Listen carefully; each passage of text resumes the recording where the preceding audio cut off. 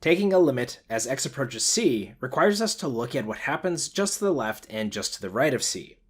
In this case, we require that f does the same thing, approaches the same limiting value, regardless of which direction we approach from.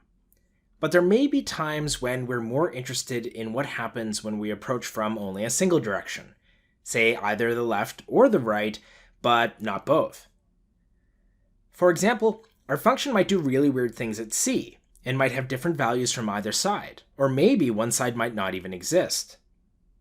So, to look at one-sided limits, we're going to very much repeat our definition of a two-sided limit with some important changes. Suppose that c is a real number, and f is defined in an interval just to the right of c. Then we say that the limit of f of x is L as we approach c from the right, if whenever x is bigger than c and gets arbitrarily close to c, then f of x gets arbitrarily close to L. Now I've written some things above in green, and this is so that we can define the limit as x approaches c from the left just by making a few changes. In particular, we're going to ask that f be defined just to the right of c, and that x be less than c when we take the limit. So let's start off with a relatively straightforward example. Let's look at the limit as we approach 0 from either side of x divided by the absolute value of x. Starting off with the limit as x approaches 0 from the right, we see that in this case x is positive, so the absolute value of x just evaluates to be x itself. If we plug this back into the function, the x's cancel out to give us 1, and this makes the limit very easy to evaluate. Great, so we get the constant 1 out. Heading over to the other side, this time we have that x is negative, and the absolute value of x evaluates to negative x. Again, we're going to put this into the function, and the x's will cancel, but this time we get negative 1. The limit again just reduces to a constant, and again, negative 1 is our answer. So this is interesting, right? When we approach from different sides, we got similar but oppositely signed answers. If we plot this function, we can see why this is the case. The function is piecewise constant, but approaching from the right gives us +1, while the left gives us -1. All right, let's do a different sort of example.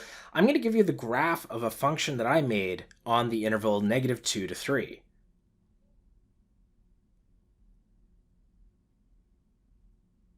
All right, so let's compute the following three things. So the limit as we approach 0 from the right, the limit of f composed with f as x approaches 1, and the limit of f composed with f as x approaches -1. I want you to stare at this graph for a while and see if you can figure these out on your own before we continue. Now the first one isn't too bad. If we look at what happens as x approaches 0 from the right, we see that the function is heading towards +3. So that's our limit, and we're going to write it down as such. For part B, well, now things start to get trickier. Let's start by looking at what f does as x approaches 1. So certainly f of x is approaching 2, but notice from both sides that f of x is always actually bigger than 2. This tells us f of x approaches 2, but from the right. If we feed that information back into our limit, then we can simplify it by evaluating what f of x does as x approaches 2 from the right. Looking at the graph, f is approaching -1, so that's our limit. Finally, let's look at what happens as x approaches -1. In this case, f of x approaches 0, but it does more than that, right? It's actually constantly 0 near -1. So we can evaluate just by substituting 0 into our limit, which gives us the value 1 out. Okay, so this makes one-sided limits now part of our toolbox.